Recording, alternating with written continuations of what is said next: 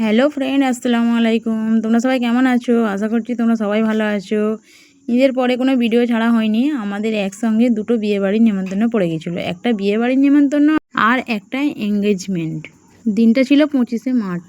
বিয়েটা ছিল আমার ননদের মেয়ের বিয়ে, আর এঙ্গেজমেন্টটা ছিল আমার মাসির মেয়ের। তো দুটোই নিজের, কাউকেই ছাড়া যাবে না। তাই সকাল সকাল আমরা বেরিয়ে চলে গেলাম আমার ননদের বাড়িতে। ননদের বাড়িটা অনেকটাই দূর ছিল, বাগনান খালনা, ওখানেই ননদের বাড়ি। তা ওখানে যেতে আমাদের অনেক টাইম লাগবে, তাই আমরা তাড়াতাড়ি সকালেই বেরিয়ে পড়েছিলাম। তোমাদেরকে দেখানো হয়নি কত সকালে বেরিয়েছি।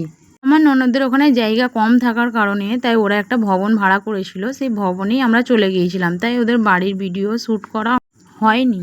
আজকের বিয়ের মেনুতে ছিল চিকেন পকোড়া, সস, নানপুরি, আলুর দম, চিকেন বিরিয়ানি, সালাদ, আর ছিল চাটনি, পাঁপড়, মিষ্টি, লস্যি, আইসক্রিম।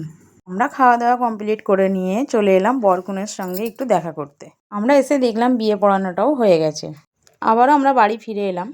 বাড়িতে এসে আমরা ফ্রেশ হয়ে আবার রেডি হয়ে গেলাম বোনের এঙ্গেজমেন্টের জন্য। তো বোনের এঙ্গেজমেন্টটা ছিল রাত্রির বেলা।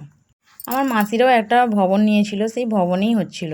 আমার বোনের এঙ্গেজমেন্টের মেনুতে ছিল, প্রথমেই দিয়েছিল পকোড়া, ভেজিটেবিল, টমেটোর সস। তারপরেই দিয়ে দিল চালের আটার রুটি, লাচ্চা পরোটা, জালি পরোটা, চিকেন চাপ, চানা মশলা, খাসি রেজালাও ছিল, আমরা খাই না তাই নিইনি।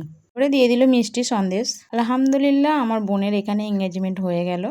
তো বোন সবাইকে গিফট দিয়েছিল, তো আমাদেরকেও দিয়েছিল দুটো গিফট। আমরা বাড়িতে এসে গিফট দুটো খুলে দেখলাম দুটোই জায়নামাজ দিয়েছে। তো আজকের মতো এতটাই। আবারও দেখা হবে অন্য কোনো নতুন ভিডিওতে। যদি ভালো লেগে থাকে তাহলে সাবস্ক্রাইব করো জলদি জলদি।